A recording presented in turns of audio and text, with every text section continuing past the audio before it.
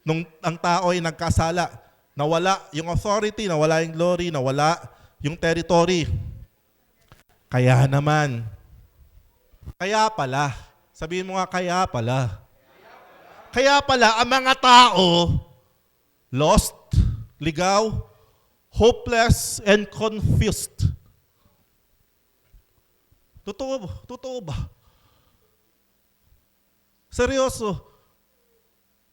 Kung hindi ka pa nakakatanggap sa Panginoong Hesukristo, yung buhay na ibinubuhay mo, yung buhay pa rin dito na nakatuon lang, dito ang isip mo sa mundong ito, matapos na, gagawin mo lahat, kakamkamin mo lahat, ma-enjoy mo lahat, andito lang, sabi, ikaw na yung pinakakawawang tao eh.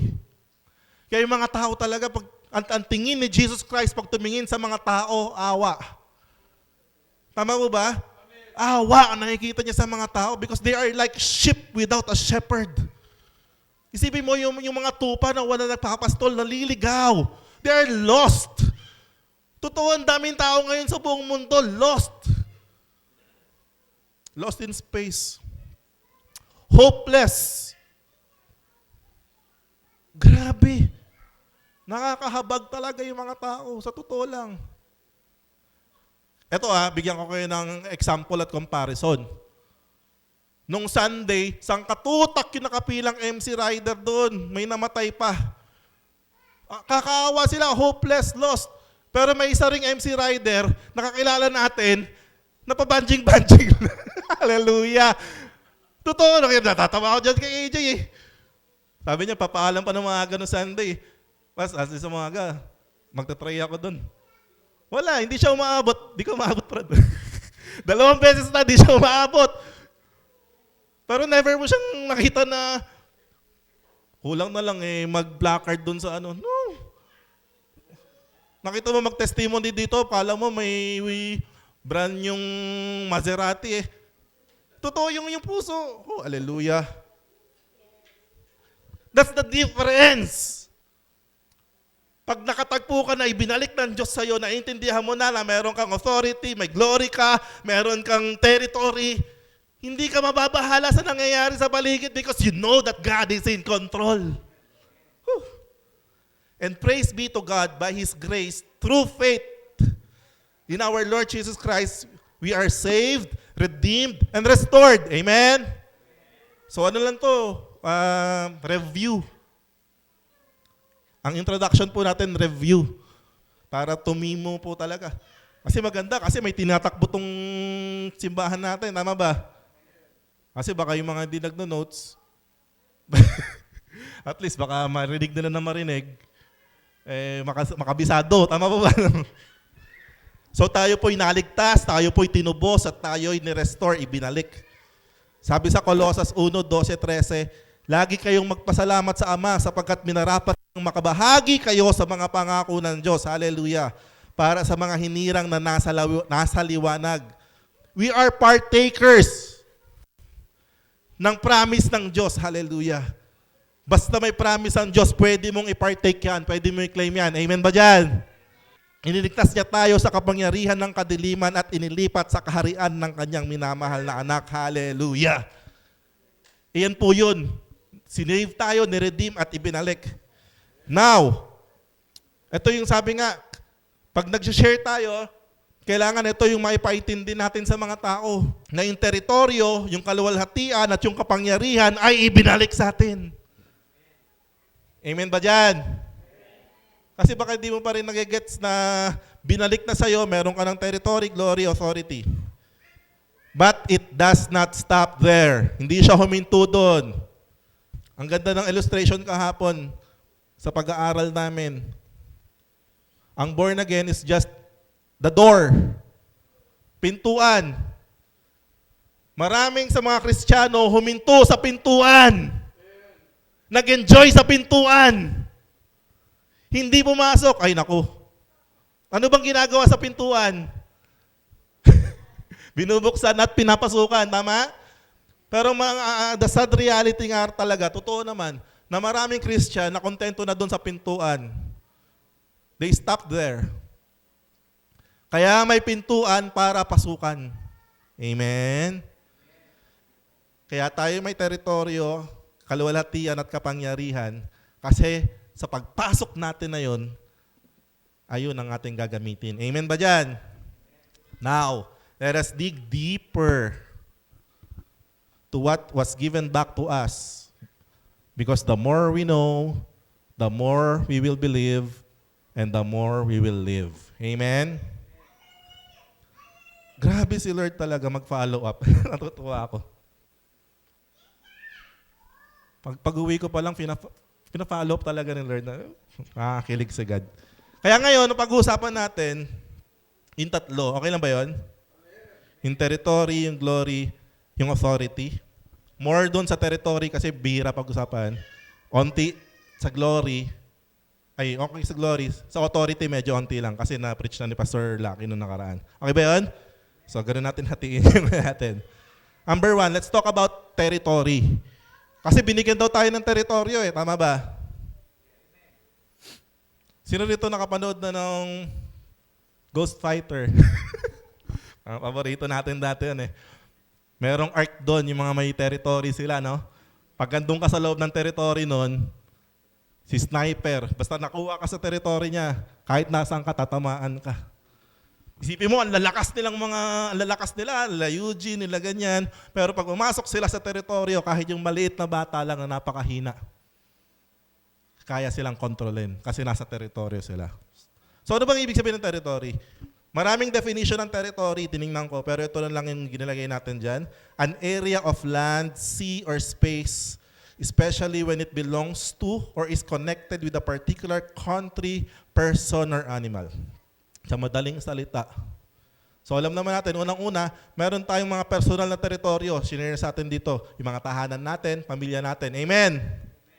Pero nakita ko po dito, a territory is not just confined kung saan na andong ka lamang. Or I mean sa physical na bahay mo lang, sa physical na family mo lang. Kasi nakalagay dyan, as long as something is connected to you, that is your territory. Amen. Given na yung bahay at family. Given na yung work. But anything, eto na. Your territory is where your presence and your influence can reach. That's your territory. Hallelujah. Kaya yung mga influencers, sayang wala yung mga influencers natin, mga friends. Ang laki ng territory mo. Amen ba? As long as nare-reach mo, nare-reach ng presensya mo, lalo ngayon, sa panahon ngayon, we have social media. Tama no? As long na naaabot ng presensya mo, nasaan ka man pumunta? Sabi doon sa Deuteronomy 28 verse 6, you will be blessed when you come in, and you will be blessed when you go out. Hallelujah. I really do believe in that verse. Why? Because you have a territory. The blessing does not come from outside. Nanggagaling from within. That's the blessing. Nagko-flow ang blessing. Dala-dala mo ang blessing. Hallelujah. Kaya kung tinanggihan ka ng isang kumpanya, okay lang, kawalan nila yon. Dala mo ang blessing. Dapat ganyan yung mindset mo. Pag hindi ka nakuha isang bagay, okay lang, pinahintulutan ng Diyos ito. Alam niyo na, ang daming mga example, daming mga testimonies niyan. That you carry the blessing. Nag-iiba ang atmosphere, ang ambience kapag dumarating ka na. Amen ba? Why? Because meron kang dalang presensya ng Diyos. May teritoryo kang dinadala. At kung ano yung nasa teritoryo mo, kahit saan ka pumunta, dala-dala mo yan. Amen? Presensya mo yan Si Jesus yung ultimate example natin. Si Jesus, that time, tao po siya, nung nandito sa lupa. Pero kahit nasaan si Jesus dumating, nanginginig ang mga masamang espiritu. Malayo pa lang sila, kakadaong pa lang ng kanilang bangka, nanginginig na yung mga legion ng espiritu doon. Hindi na alam, hindi na magkandara pa kung anong gagawin. Why? Ang lawak ng range ng territory ni Jesus. Hallelujah. May range.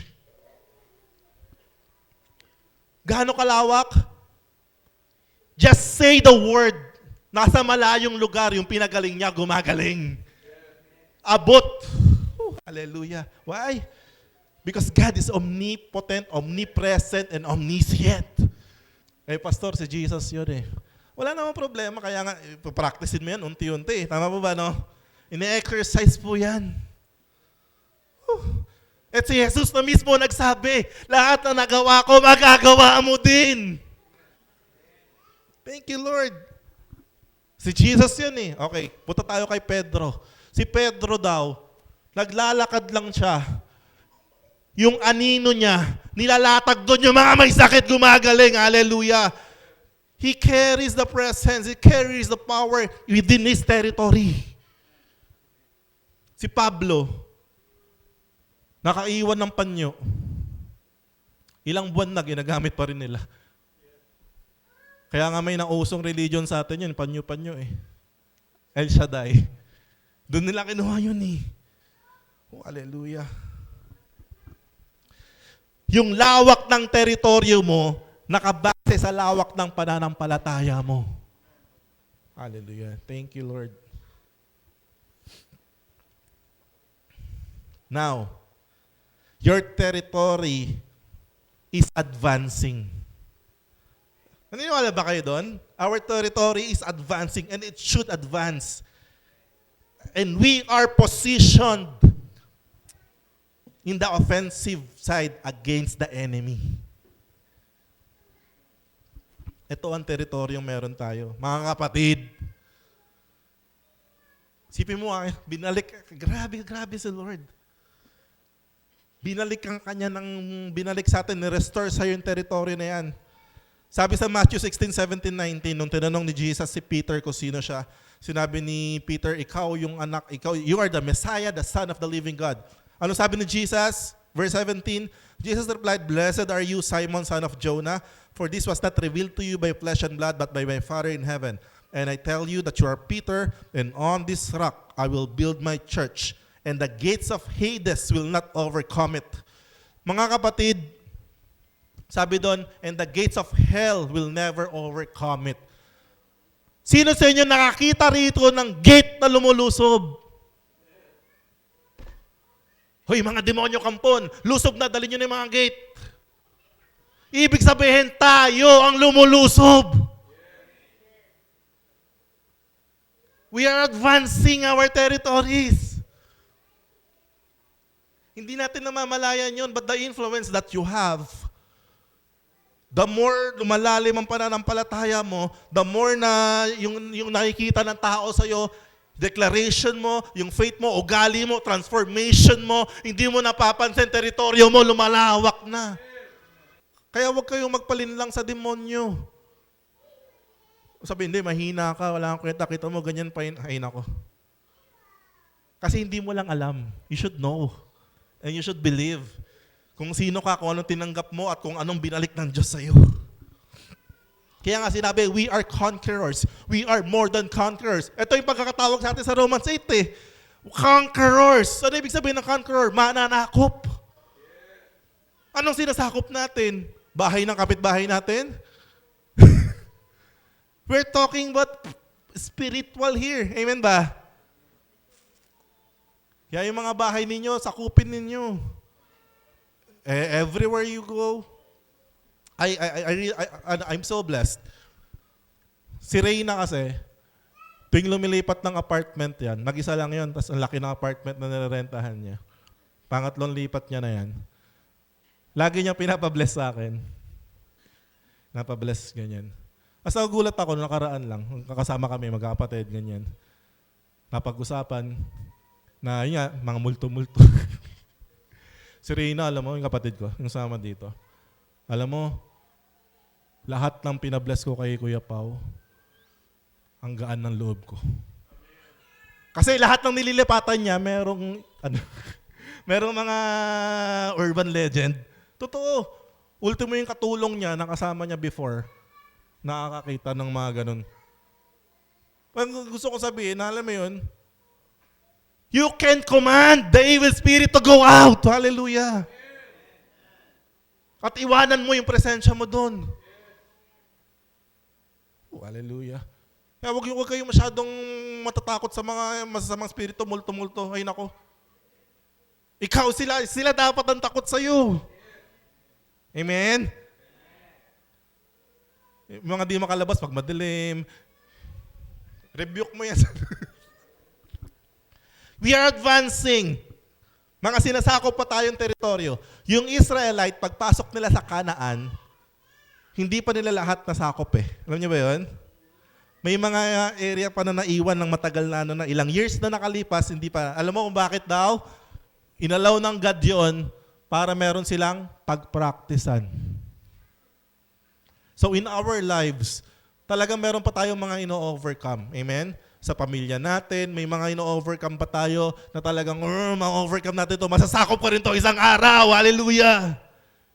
Tuloy-tuloy lang. Tuloy-tuloy lang. Isang araw makikita mo yan. Nasakop na yan. Amen? Whew. Keep trusting God. Keep trusting God. Practice your authority. Ay, territory pa lang muna tayo. Amaya kasi meron tayo sa authority. Next. We are in the kingdom of light. Darkness can never penetrate it. Kapag andun ka sa teritoryo mo, Diyos nasa iyo, walang karapatan ang demonyo sa iyo. Amen? So wala. This is the message we have heard from Him and declare to you. God is light. In Him, there is no darkness at all. Church, andali kabisaduhin ng verse na yan. Kita mo kung ang galing talaga ni Lord gumawa, even sa verse John 1:5 saka 1 John 1:5.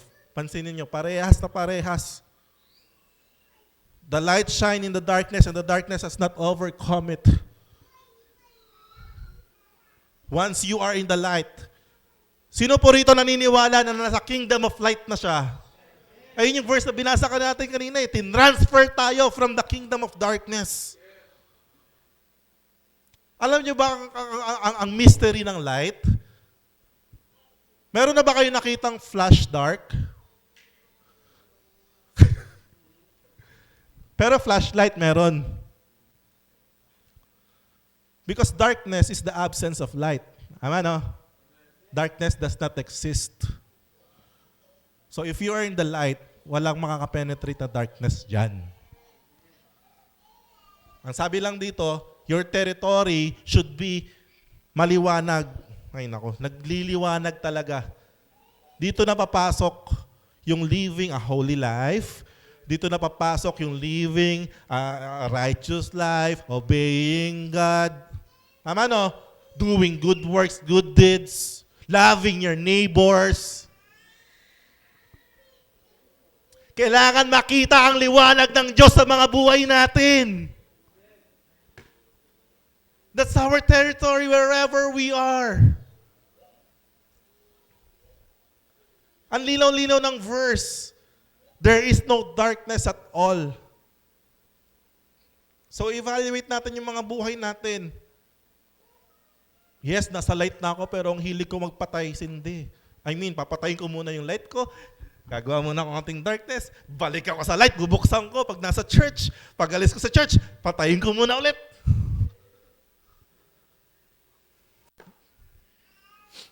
Niloloko mo raw sarili mo, sabi.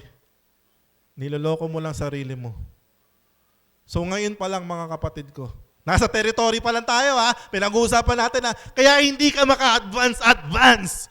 Kaya hindi maganap-ganap sa mga buhay natin yung mga naganap sa buhay nila Jesus. Hubarin daw natin ang ating lumang pagkatao at isuot ang bagong pagkatao ni Yesu Cristo. Amen? Next, ito favorite ko po ito. Do you believe that you can ask God to expand your territory? Hallelujah. Pero kita mo to. Ano namang kapal na mukha mo na humingi kay Lord na extend yung territory mo? Kung yung maliit na territory nasa iyo, hindi mo naman na ma-maximize. Amen, no? Bakit ka bibigyan ng i-extend ng God yung territory mo unti-unti? Yung onting nasa iyo, hindi mo nga ma-maximize to the full. Tama, no? Ganito naman ginagawa ni Lord Sabi, prove yourself sa maliliit na bagay. Because sabi, those who can be trusted with little can also be trusted with much. Great power comes great responsibility. Now, sino rito ang gusto mag-ask kay God na expand yung territory niya? Why? Bakit kailangan natin ask yung expansion ng territory? Kasi sa pag-expand ng territory, kasama nag-e-expand yung glory, nag-e-expand yung power, nag-e-expand yung provision. Kasi kung ano lang yung teritoryo mo, yun lang, hanggang dun lang, sapat lang. Tama no? Sapat lang lagi rin yung bumabagsak sa'yo. Now, may verse ba yan? Yung pag-ask kay God na expansion ng territory? May verse yan. Ito, favorite ko to eh. Sabi sa 1 Chronicles 4 verses 9 to 10, sa buong Bible, dito lang siya nabanggit. Si Jabez. There was teka lang ha. Mga magkakaroon ng baby dyan, huwag niyong pangalanan Jabez ha. Kahit nasa Bible yan. Ang ganda no? Jabez. There was a man named Jabez who was more honorable than any of his brother. Alam mo kawawa tong si Jabez. Dahil bakit? Sabi diyan, his mother named him Jabez because his birth had been so painful. The literal meaning of Jabez is birth pain. Painful. Sakit. Malas. Sa Israelite, ganun kasi sa kanila, nagpapangalan, depende sa ano, Abram, father of one. Ginawang Abraham, father of many nations. Jabez. Kita mo ha? Jobless pala. Isipin mo yun, pangalan mo Jabez. Pain, sakit. Nasa classroom kayo. Sakit. Naglalaro ka, tinatawag ka, pinanganak sa sakit. O talaga namang papalit ka ng pangalan, no? Pero bagamat ganun yung pangalan niya. Sabi doon, siya raw yung honorable sa lahat ng magkakapatid. He was the one who prayed to the God of Israel. I love this. Tandaan niyo tong prayer na to. Huwag niyong kakalimutan tong prayer na to. Oh, that you would bless me and expand my territory. Please be with me in all that I do and keep me from all trouble and pain. And God granted him his request. Sige, palakpakan si Lord. Hallelujah! God honors the prayer. You pray that. Naalala ko yung testimony ni shinare ko, Pastor Nicky kahapon eh. Ayun daw yung vision niya dati pa, 20 years ago. Lord, bless mo ako. Gusto kong bless yung asawa ko. Ngayon, yun na naman. Bless mo ako. Same feeling. Alam mo, yung mga ganyang pakiramdam, hindi yan galing sa emosyon mo at sarili mo lang eh. Hallelujah. Si Lord din naglalagay niyan sa puso mo. Tinitingnan lang din ng Diyos yan kung kaya mong paniwalaan. Amen ba? Sometimes kasi may mga ganyan ang desire, nilalagay ng God sa puso mo, nire-rebuke mo pa. Totoo. Ay, imposible naman to. Masyadong malaki to para sa akin. Hindi, okay na. Sapat na ako, Lord, na ganito-ganito lang. Hindi po ganun yun. Hanggat nagiging tapat ka kung nasaan ka man ngayon, kaya kang palawakin ng Diyos. Hallelujah. Sabi niya sa Isaiah 54, enlarge the place of your tent. Lawakan mo. Thank you, Lord. So that's our territory. You can expand it, advancing where you are, yung presence mo. Dala-dala yan. Next, let's talk about glory. Bakit binalik yung glory sa atin? Kasi nga, nawala nga ni.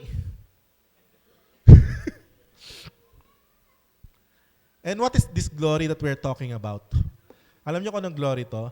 This is, ang tawag is Shekinah glory. Shekinah glory, it means the manifest, visible presence of God dwelling among His people. It's manifested glory. Doon yung kinuha yung pangalan na Shekinah, no? Manifested glory. Grabe. Ito, tingnan natin to ha. Sabi sa Psalms chapter 8 verse 5, you have made them, man, yung tao, you have made them a little lower than the angels and crowned them with glory and honor. Church, listen. Nung nilikha ng Diyos ang tao, Sabi diyan, God crowned man with glory and honor. Amen? May glory, may honor. Hindi ka ba nagtataka?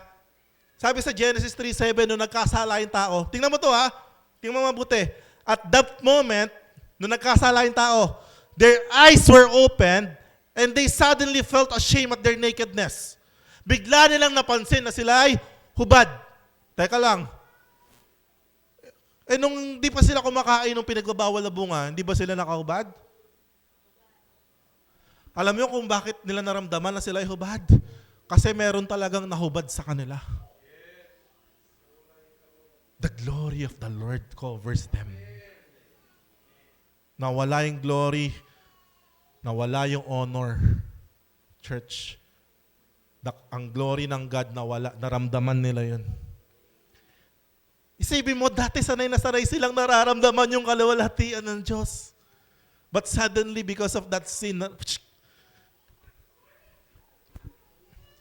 kaya sila binihisan ng Diyos. Isipin mo yon, kapalit ng kaluwalhatian ng Diyos, Louis Vuitton. Hindi nga Louis Vuitton. Dahon. Dahon. Now, praise be to God. Thank you, Lord. Sabi mo, thank you, Lord. Thank you, Lord talaga. Dahil nung tinanggap mo ang Panginoong Yesus, binalik na naman yung glory na yan sa atin. Thank you, God.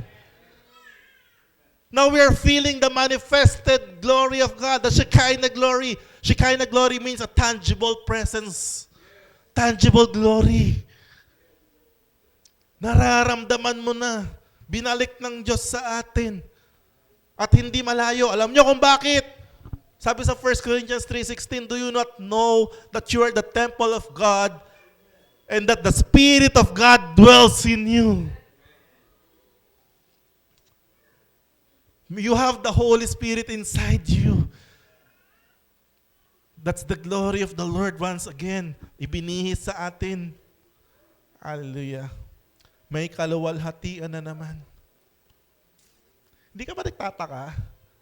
Hindi, mapansinin mo ha. Meron talagang aura yung mga anak ng Diyos, no? Totoo. You can easily identify kung sino yung mga anak ng Diyos. Iba yung glow, iba yung pakiramdam na ano. Totoo.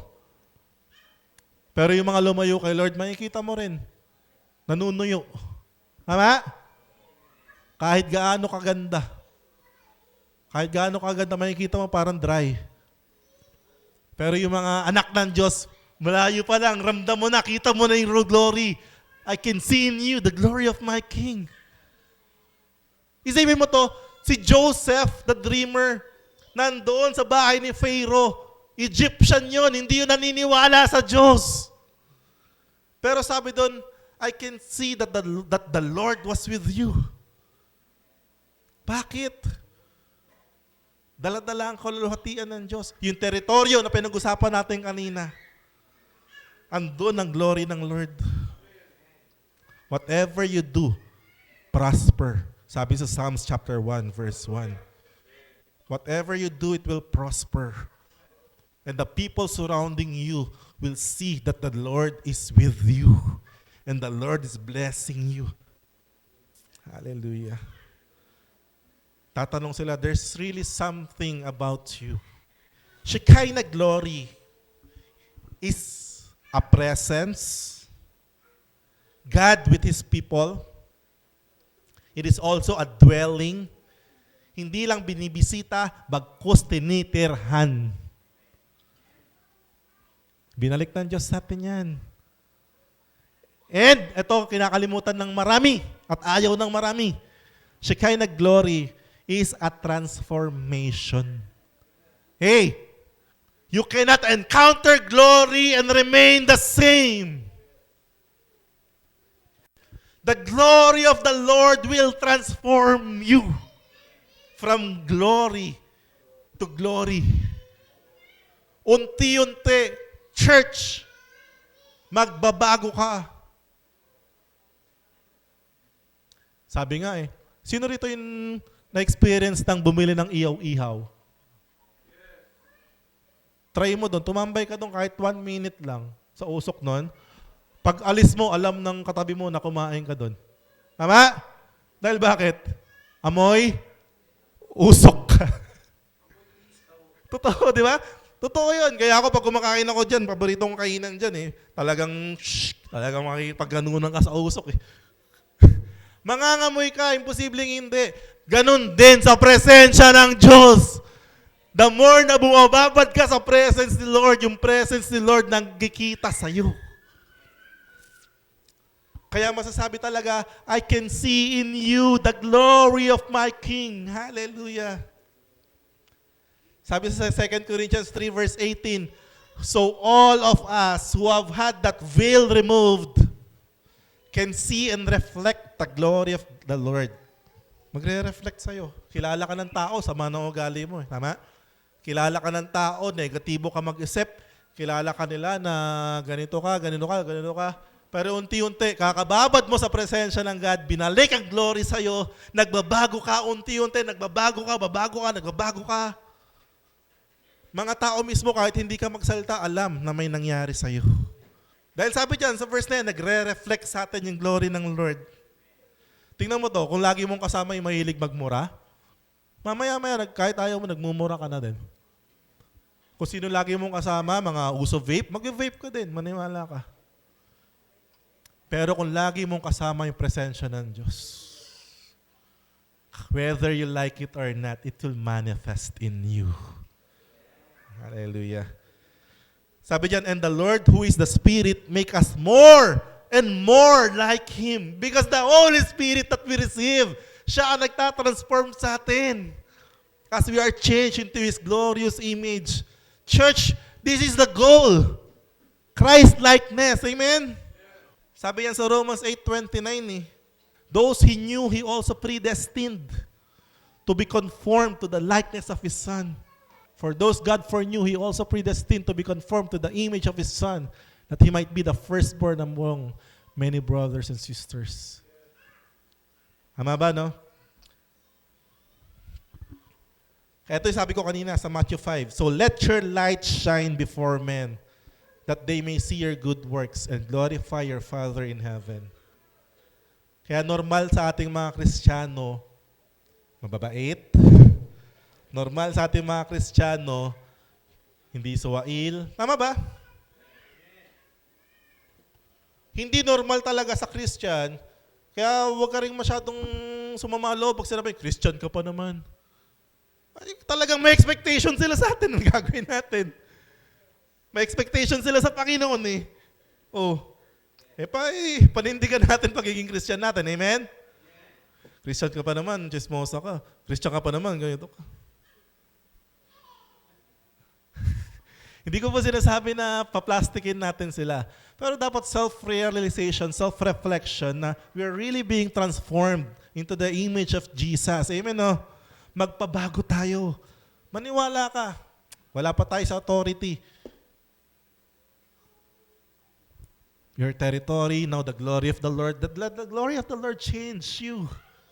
From glory to glory. Unti-unti, binabago mo ako araw-araw. Thank you, Lord. Because when Christ is formed in you, His glory becomes visible through you.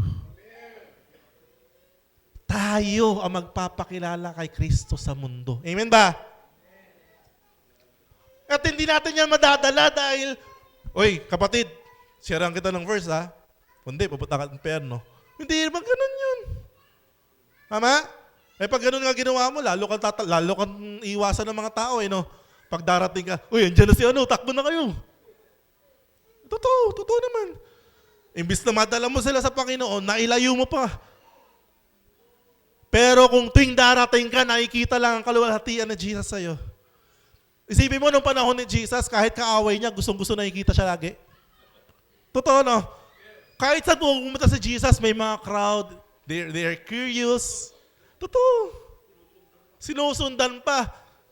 Nagtatago na sa Jesus. Pinauna niya na yung mga disciple niya eh. There really something sa mga anak ng Diyos na talagang gugustuhin ng mga tao na makita, makasama. Unti-unti. Hallelujah. At doon magsisimula yun.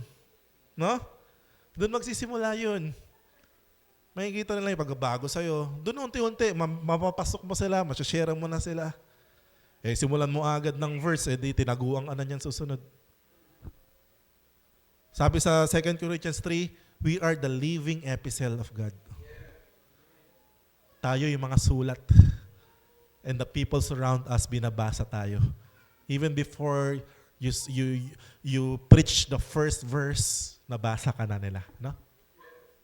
Nabasa ka na nila. And let them be blessed. Let them see Christ in us. Whew. Next, authority. So, ibinalik na sa atin yung teritoryo, may glory now the authority. Kapangyarihan, authority. Sabi ni Jesus, all authority in heaven and on earth has been given to me. Therefore, go. Amen? Therefore, go. Because the authority na meron si Jesus, ibinigay sa atin. Amen? No? That's why we do it in Jesus' name. Yes, hindi tayo karapat-dapat. Yes, tayo'y makasalanan. Tayo'y madumi. Pero tayo'y binayaran. Amen ba? Mahal ang pinangbayad sa atin. Kaya dala-dala natin yung Visa, yung credit card ni Jesus. Hindi na nga credit card, debit card. Bayad na yun eh. Ayun ang dala-dala natin. Yes, we are not worthy. But the one na nire-represent ko is worthy. That's why we're called ambassadors of Christ. Hallelujah. The authority has been given to you. Sabi sa Luke 10, I have given you authority to trample on snakes and scorpions, to overcome all the power of the enemy in Jesus' name. Nothing will harm you. You have the authority. Sabi ni Jesus, pag pinatungan mo yung may sakit, gagaling. Amen? Natatry niyo po ba yan? Alam mo, ito yung pinaka-basic na pwede nating itry eh. Sa mga anak natin, sa mga ano. Ako, I really thank God. Lagi kong ina-example sa inyo yung anak ko pag nagkakasakit. Kasi nung last week, nagkaroon ako trangkaso, di ba? Sabay kami nun nagkaroon ng Sunday. Musuka siya. Umaga yun, ang sama ng pakiramdam niya. Bago ako pumunta ng church, alaga naman. Alam na yung Pablo, automatic pag may sakit yun. Papray ko siya. In Jesus' name, you're completely healed from head to toe. I declare that in Jesus' name. Alam mo, totoo naman talaga naman. Nawala talaga, totally. Pero ako nagkaroon. Kasi hindi ko naman pinag-pray sarili ko. Mali din eh. pero masaya ako kasi tayo naman mga magulang. Di ba ganyan naman sinasabi natin? Ako na lang magkasakit, wag na yung anak ko. Kasi ang hirap makita, magkasakit yung anak eh. Kaya ako saya ko eh. Kasi ako nagkasakit, siya hindi. Siya na una, siya'y malala. Nung umaga, sumusuka. Pero pag uwi ko, wala, hindi raw, hindi na nilagnat, hindi na sigla. Hallelujah. Thank you, Lord, talaga naman. Why? Not because of me. I just exercise the authority that God has given me. In Jesus' name. Hallelujah. So no credit, just exercising. Wala nang paligoy-ligoy pa. Thank you, Lord. Acts 1:8, but you will receive power when the Holy Spirit comes on you. Sino ritong may Holy Spirit na? You have the power. You are powerful. Oh, hallelujah. Declare in your situation. Yan yung pinrich ni Pastor Naki nung nakaraang Wednesday. Yung authority na meron ka, hingi ka pa ng hingi, meron ka na nga ni. Gagamitin mo na lang. Oh, hallelujah. Thank you, Lord. So, hindi ako masyado magtatagal dyan. Now, last point ko po to. Ito na, kasi binalik sa atin territory, glory, and power. Pero grabe itong revelation na binigay sa akin ni Lord eh. Etong tatlong to, Hindi to separate na minsan may territory, minsan may glory, minsan may power. Alam mo, na-reveal sa akin ni Lord dito, para tong Trinity. 3 in 1. Territory, glory, and authority are parallel to each other. Thank you, Lord. God gave you your territory. Binigay ng Diyos yung territory sa'yo. Alam mo yung bakit? Pinapalawak, pinapalaki to manifest His glory by displaying your authority and power for us to accomplish His purpose. Hallelujah! Dinadala ka ng Diyos sa mga teritoryo na meron ka para i-display yung glory niya, gamitin yung kapangyarihan niya, bigyan siya ng kaluwalhatian. Amen? Sabi doon, binababa natin yung heaven dito sa mundo. At hindi lang doon. Alam niyo ba? Yung mga problema na meron tayo, yung mga sitwasyon na meron tayo, mga sirkumstansya na meron tayo,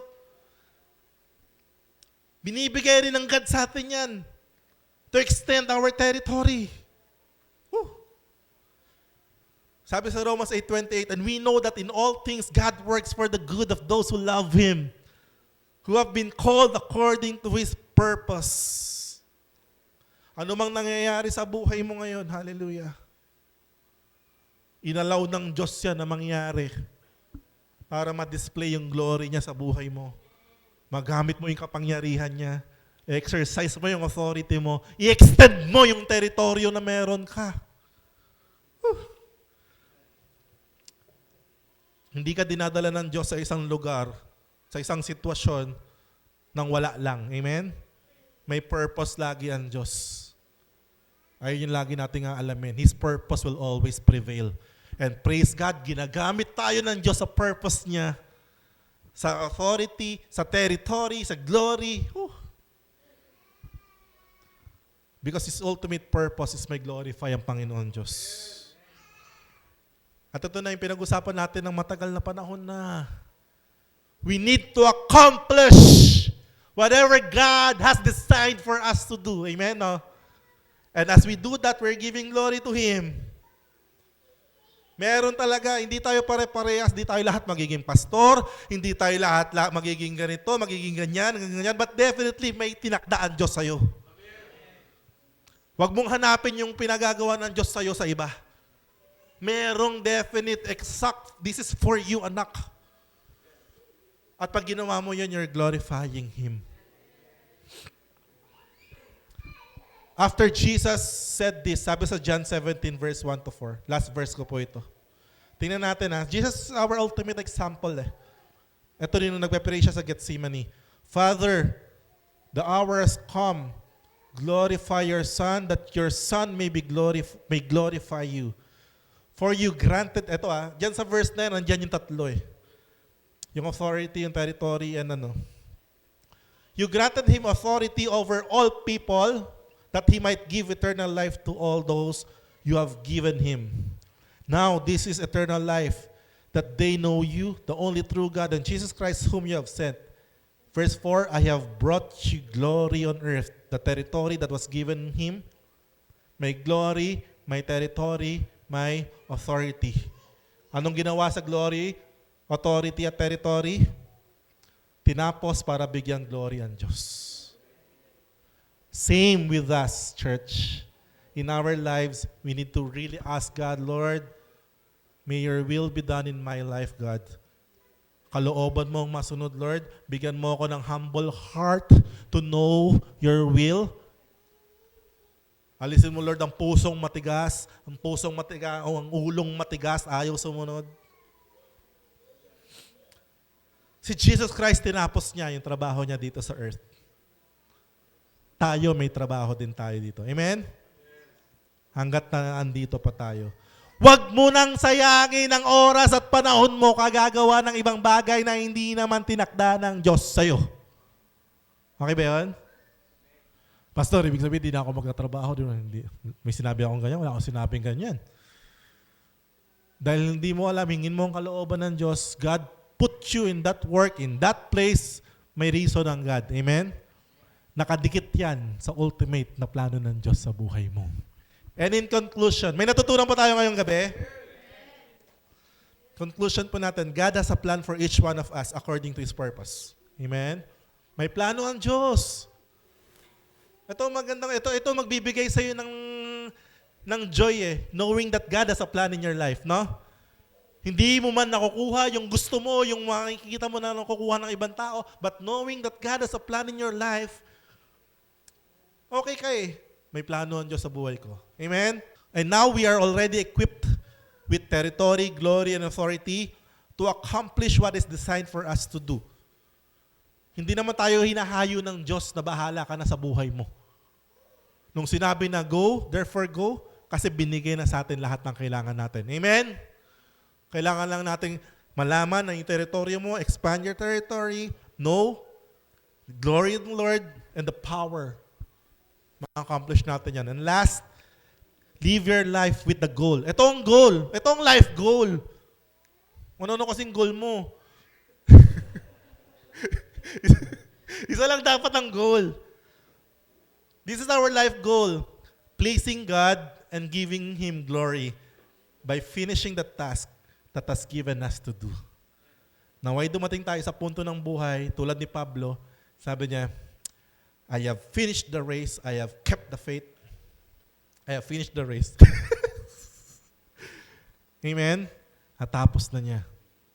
Nawa, dumating tayo sa punto ng buhay natin na masabi mo, Lord, mission accomplished. So hanggat hindi ka papatay, hanggat hindi ka pa kinukuha ni Lord, may pinagagawa pa ang Diyos sa'yo. Amen? Pag wala na, kukunin ka na ni Lord. Totoo, hindi wala po, no joke po yun. Like si Miles Monroe, nung alam niya na nagawa niya na lahat, alam niya na kukunin na siya ni Lord. Kinuha na siya ni Lord. Amen? So nawa tayo, yung nilakad ng buhay natin, Panginoon, nawa itong ginagawa ko ngayon is ayon sa plano, itinakda mo, sa purpose mo, Lord. Ayoko na mag-aksaya ng panahon, Panginoon, sa mga bagay na hindi naman pala kasama sa plano mo. Lord, may I become super sensitive to the Holy Spirit na nasa loob ko, Panginoon. Marinig ko nawa ang kanyang boses sa araw-araw, O Lord. Marami pong salamat, God. Thank you, and to God be the glory. God bless you po.